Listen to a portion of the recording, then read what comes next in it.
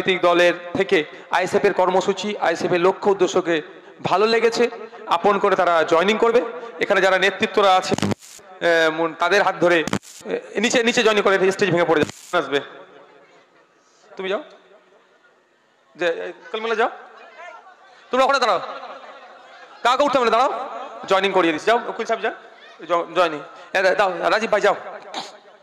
হ্যাঁ, তারা জয়েনিং করছে লক্ষ্য উদ্দেশ্যতে। সামনের এদিকে, সামনের দিকে চলে আসো না ভাই, আপনি একটু সরে যান না।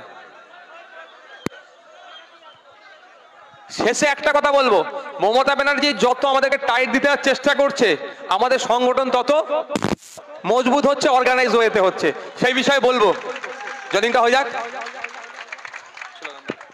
আইএসএফ জিন্দাবাদ, আইএসএফ আইএসএফ আইএসএফ জিন্দাবাদ।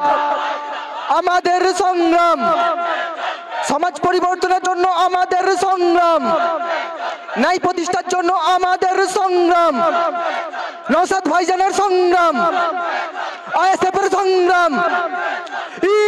ইনকলাব, ইনকলাব। ধন্যবাদ যারা আইএসএফ এর ছায়াতলে এসছেন। অনুরোধ একটাই আমার আপনাদের কাছে, বিগত দিনে আপনাদের কার্যকলাপ কি ছিল সেটাকে বিসর্জন দিয়ে আইএসএফ এর আইডিওলজি, চিন্তা ভাবনাকে আপনারা এগিয়ে নিয়ে চলুন।